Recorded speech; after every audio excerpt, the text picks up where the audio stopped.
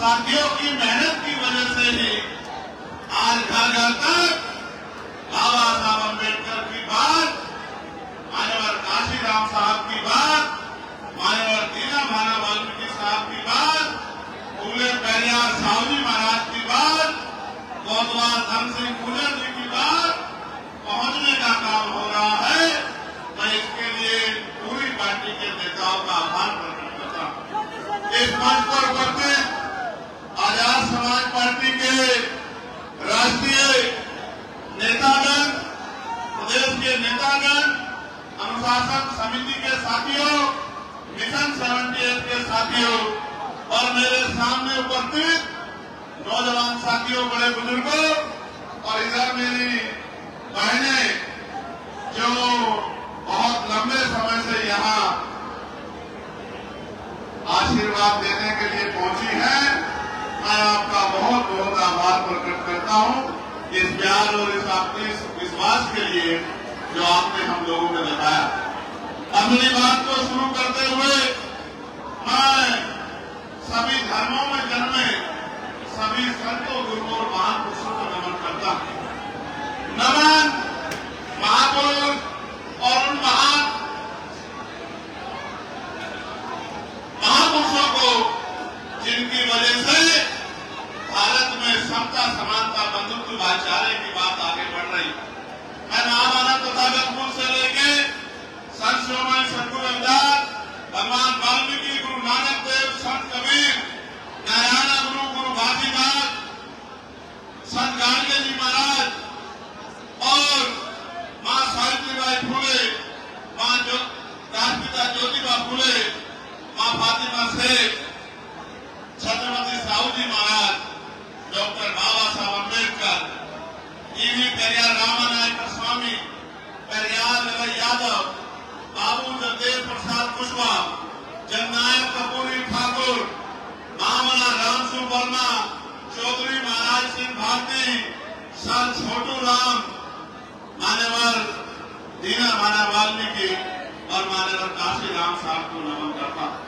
सम्मानित साथियों, ये मेरठ की वो क्रांति रहा है जहां 1857 का गदर, 1857 की क्रांति इसी मेरठ की धरा से शुरू होने का काम किया और कोतवाल धन सिंह गुर्जर और माता देव वाल्मीकि जी ने उसका नेतृत्व कर पूरे भारत की गुलामी की बेड़ियों को काटने का बिगुल इसी मेरठ की धरती से बजाने का काम किया।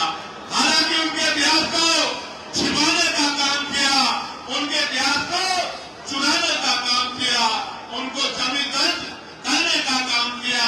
लेकिन जब तक हम जैसे लोग जिंदा हैं, अपने महापुरुषों के इतिहास को न दबने देंगे और न ही किसी को चुराने देंगे। महापुरुषों के इतिहास को हर घर पहुंचाने का काम करेंगे। जिन कोतवाल सिंह, धन सिंह गुर्जर को, इनके इतिहास को, उनके बलिदान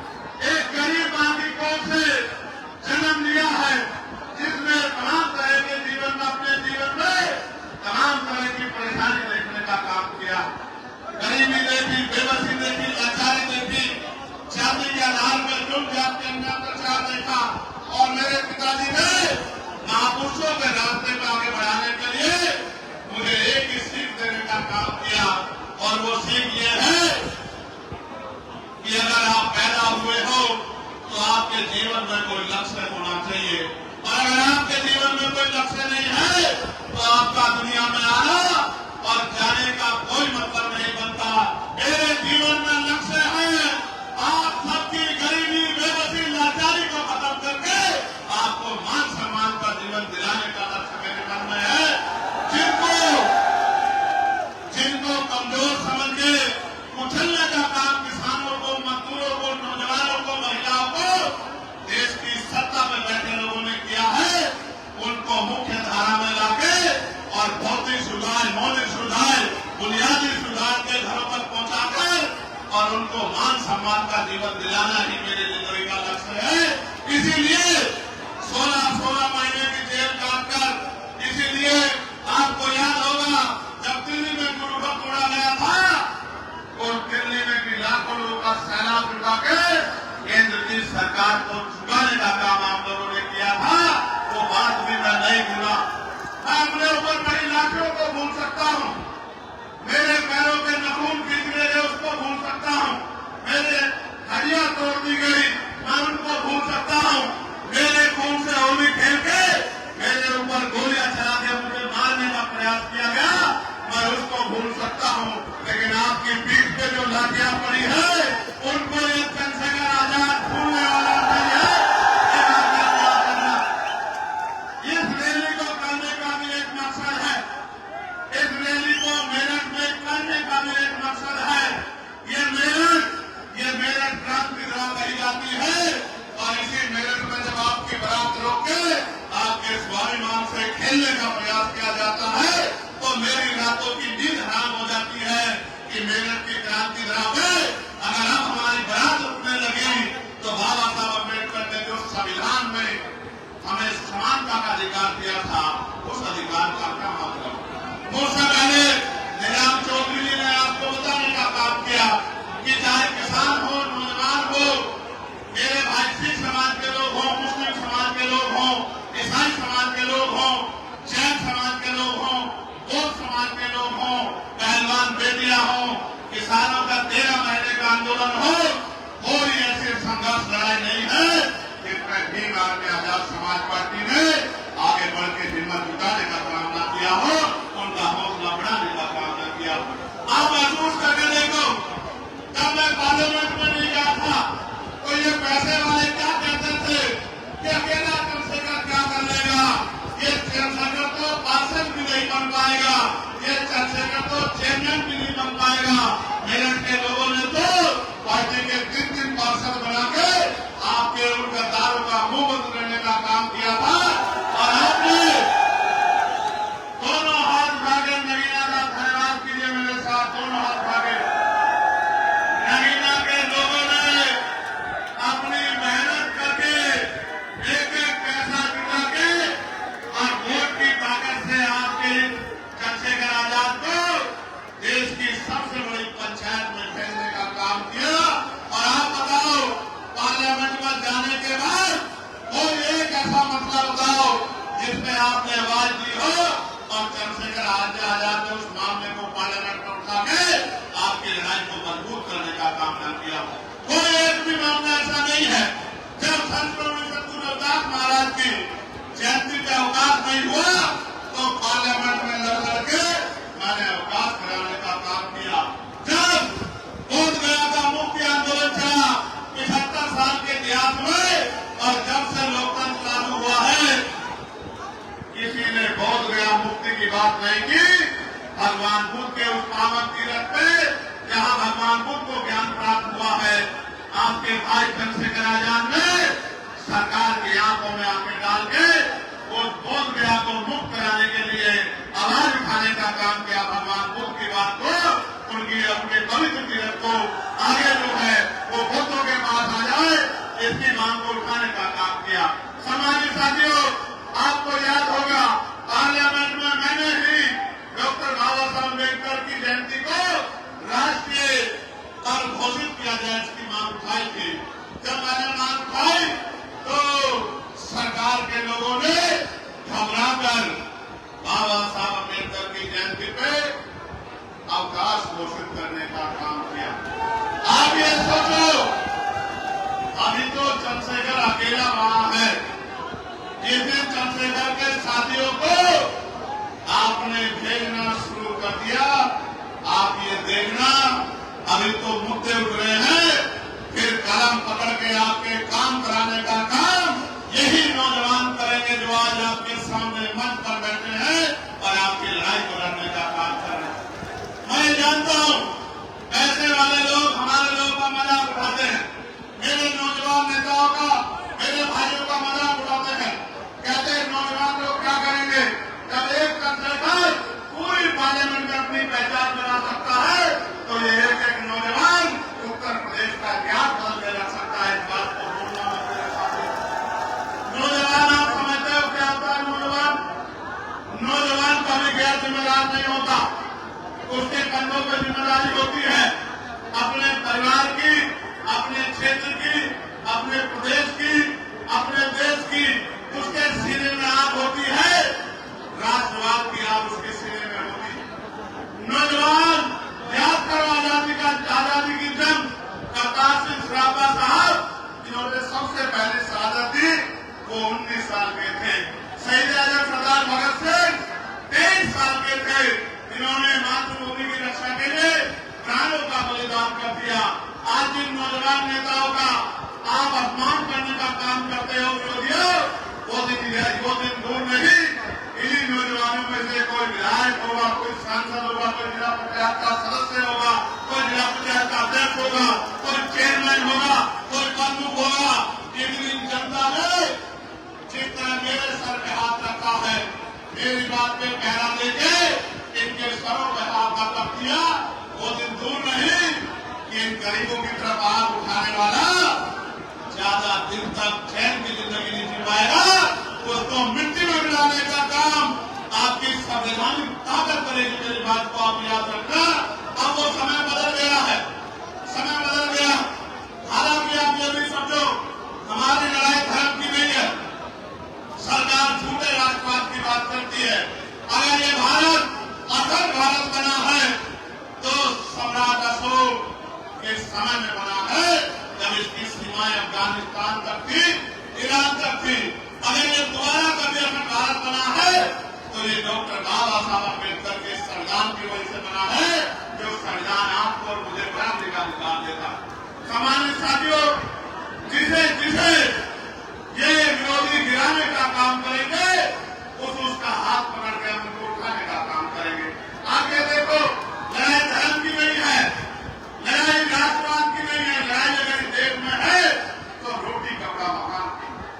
क्या आज आप सब लोगों को खाने के लिए अच्छा भोजन, पीने के लिए साफ पानी, पहनने के लिए अच्छे कपड़े और रहने के लिए पक्की छत मिली है? आप सरकार किसको कहती है कि हम 80 करोड़ लोगों को सस्ता राशन देते हैं? ये 80 करोड़ लोग कौन है? मुझे बहुत जिम्मेदारी से कहना पड़ेगा, ये 80 करोड़ लोग इस भारत के मूल निवासी हैं, इस भारत के बहुजन समाज के लोग हैं, इस भारत के दलित, पिछड़े, मुसलमान, आदिवासी और अन्य धर्मांतरसंख्यक समाज के लोग हैं, जिनको आप अपनी व्यवस्था में आज भी गरीब बना के रखना चाहते हैं। मैं आ रहा था, जगह जगह पर स्वागत हुआ, धूप इतनी शानदार थी, फिर भी नौजवान बैठा हुआ था और लोग मुझसे पूछते हैं कि भाई चंद्रशेखर आजाद, इतनी हिम्मत आप मेरे पास से आती है? जिस समाज का नौजवान गुलामी की बेड़ियों को काटने के लिए खड़ा हो जाए, वो समाज ज्यादा दिन तक हाशिए पे नहीं रह सकता। इस बात को मैं समझता हूँ और इस बात को आपको भी समझना पड़ेगा। मैं ये भी मानता हूँ, जिस समाज में सच सुनने की आदत नहीं होती, उनके सामने सच बोलने वाला मूल्य होता है। आप ये बताओ, क्या मैंने कभी आपका हाथ छोड़ा है? दोनों हाथ उठा के बताओ, अगर मैंने आपका हाथ कभी छोड़ा हो तो अगर मैंने कभी आपका हाथ नहीं छोड़ा तो क्या अब आपका हाथ मेरे सर में रहेगा नहीं रहेगा? बताओ। मेरी बात को गौर से सुनो। मुस्लिम समाज के भाइयों, जब मुस्लिम समाज पे चाहे वक्त का मामला हो या अपनी मस्जिदों, मदरसों, दरगाहों को जमीन करके या बुलडोजर चला के जब मुस्लिम भाइयों को नुकसान काम किया हो, इंसानियत की सवाल को दीवार में आजाद समाज पार्टी ने मजबूत करने का काम किया और सरकार से लोहा लेने का काम किया। बहुत सारे लोगों को तो मुसलमान लब कहने में भी तकलीफ होती है, लेकिन दीवार में आजाद समाज पार्टी ने कभी इस तरह का व्यवहार आपके साथ नहीं किया। और आप जिनको वोट देते हो, वो वोट लेने के बाद 5 साल कभी दिखाई भी नहीं देते। जब आप काम कराने जाते हो तो वो कहते हैं हमारे पास ताकत नहीं है।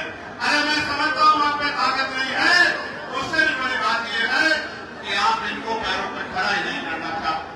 आज प्रदेश की स्थिति क्या है?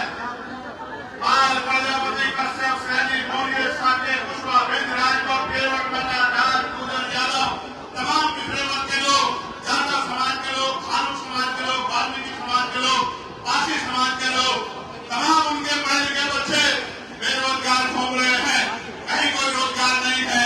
कोई भर्ती आती है तो पेपर लीक हो जाता है, कोई भर्ती आगे बढ़ती है तो आरक्षण का घोटाला हो जाता है।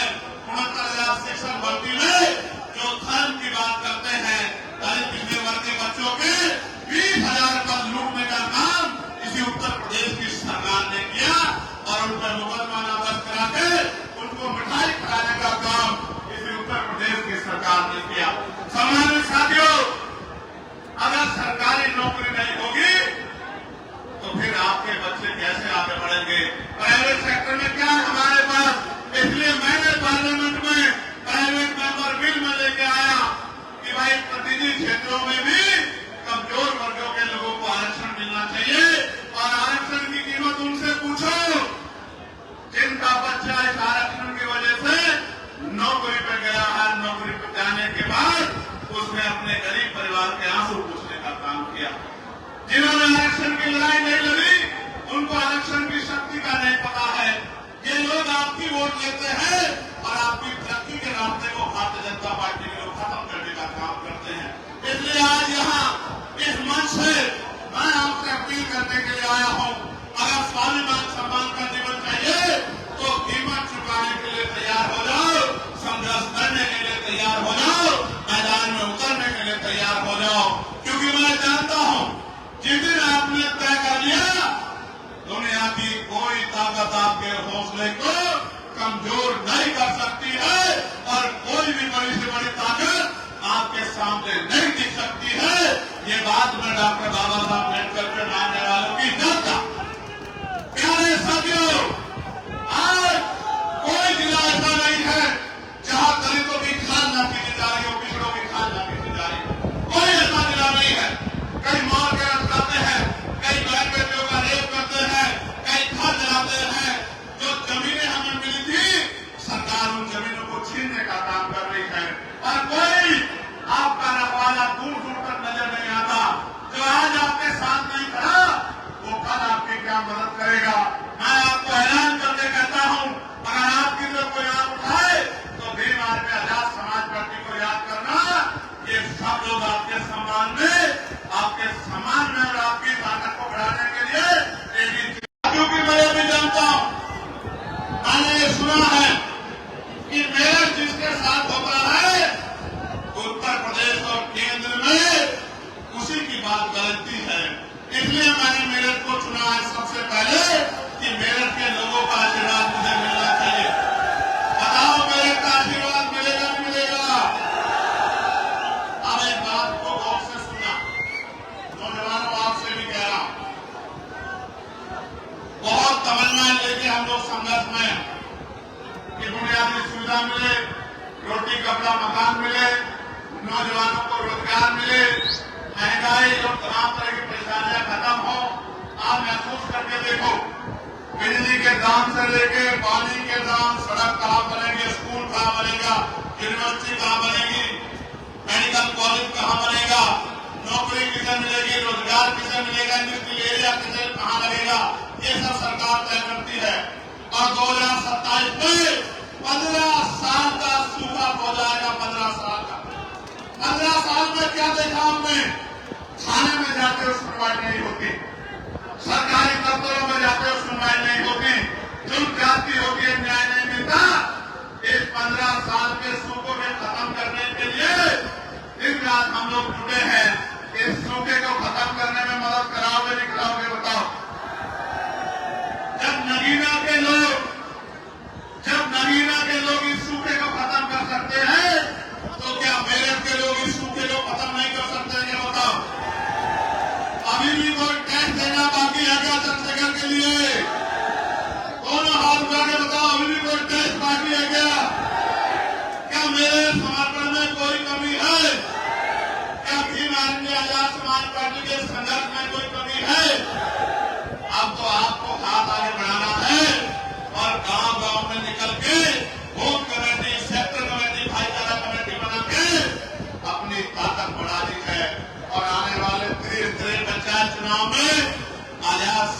पार्टी को ताकतवर बनाया। बताओ बनाओगे नहीं बनाओगे?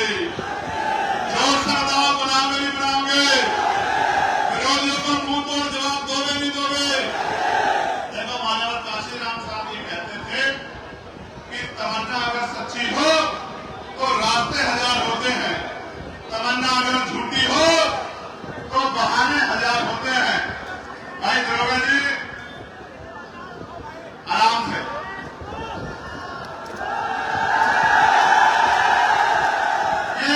ये गरीब लोग, इनका नेता गरीबों का मैं, अमीरों के नेताओं को फर्क नहीं पड़ता, लेकिन मुझे इनकी आंसुओं से फर्क पड़ता। वो मेरा भाई है, मैं उसको कहूंगा कि वो वहीं रुक जाए।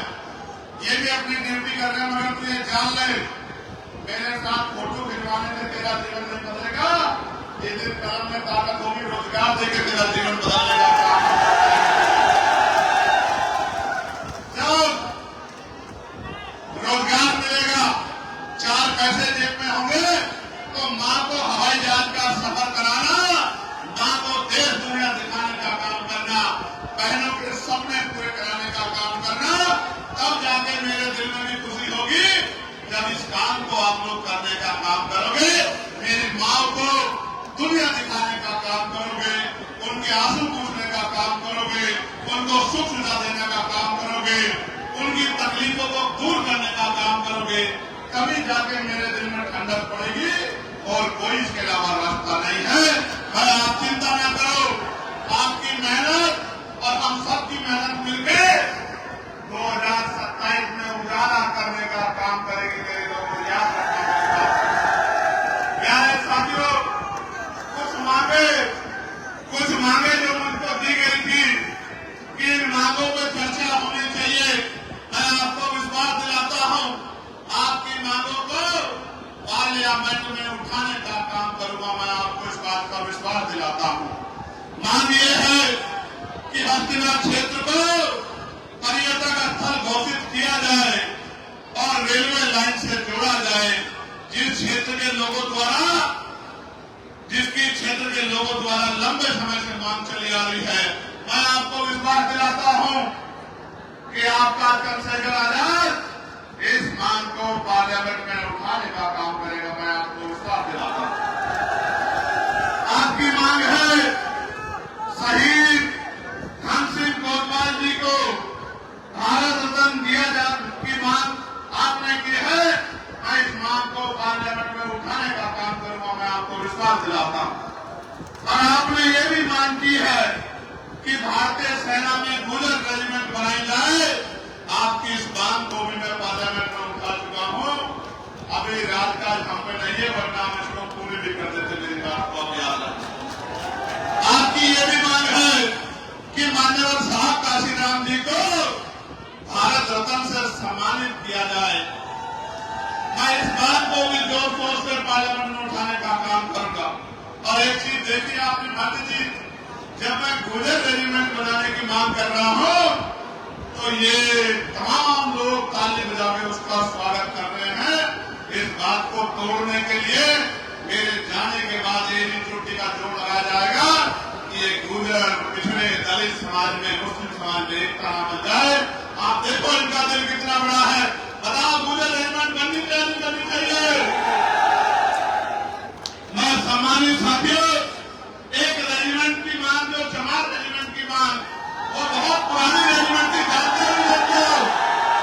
मैं उसका इतिहास भी बता देता हूं। ऐसा नहीं कि मैं हवाई बात करता वकील। ये एक ऐसी रेजिमेंट थी जिसने सेकेंड वर्ल्ड वॉर में बर्मा में जाके अपना लोहा मनवाने का काम किया था और बैटल ऑफ ऑनर लेने का काम किया था।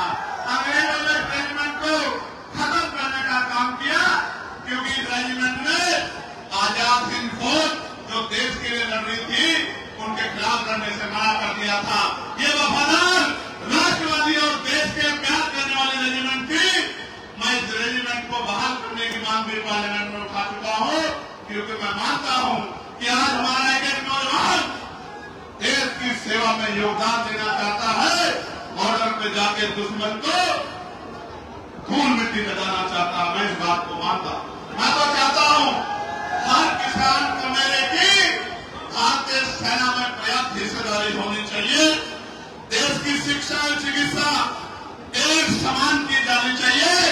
इन दोनों मांगों को मैं पार्लियामेंट में उठा चुका हूं कि राष्ट्रपति हो या किसान मजदूर की संतान, सबको शिक्षा एक समान सरकारी स्कूल में सबको पढ़ाओ और बेहतर से बेहतर शिक्षा दिलाओ, तो गरीब का बेटा भी पढ़ लिख के आगे बढ़ सके और शिक्षा रूपी हथियार का फायदा ले सके। और सरकारी हॉस्पिटल में भी सबको पर्याप्त इलाज मिले, प्राइवेट में जेब ना करे, टैक्स के नाम पे लूट ना हो, इसकी मांग भी मैं कर चुका हूं। देश में कर्मचारियों की ये मांग है कि पुरानी पेंशन बहाल की जाए।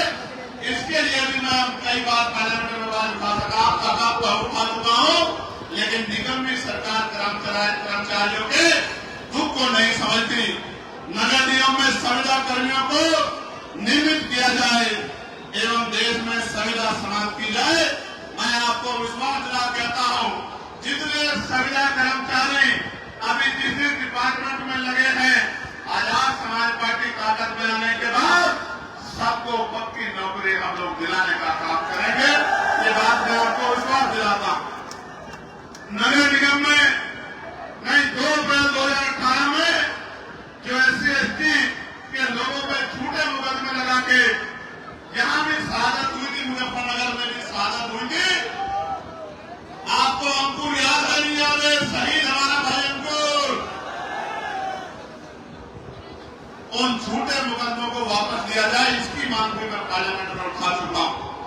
वक्फ बिल जो देश के मुसलमानों के खिलाफ है, इसको वापस लिया जाए, इस कानून को वापस लिया जाए, इसकी मांग भी हमारी पार्टी जोर शोर से उठा रही है। और तहसील मैदान मवाना में जो 40 वर्षों से रविवार को 1000 लोगों द्वारा अपने ठिये लगा के अपने परिवार में बच्चों का पालन पोषण करते थे, वर्तमान सरकार उत्तर प्रदेश के मंत्री के इशारे पर पुलिस द्वारा पैड लगाकर सामान बेचने वालों पर लोगों पर लाठीचार्ज किया गया और जिसके कारण में रोष व्याप्त है और रविवार को पैड पुनः लागू किया जाए। भाई मेरी बात पे गौर करना आप सब लोग। सरकार रोजगार तो नहीं दे पा रही है, नौकरी तो नहीं दे पा रही है, इंडस्ट्रियल एरिया तो नहीं लगा पा रही है, लेकिन अगर छोटा मोटा ठेली वाला, सड़क वाला, पटरी वाला, फेरी वाला, ठिये वाला अपना काम करता था, तो इनको भी उजाड़ने का काम कर रही है। जो सरकार गरीबों को उजाड़ने का काम करेगी, उस सरकार को सत्ता से निकाल के फेंकने का काम करोगे नहीं करोगे बताओ?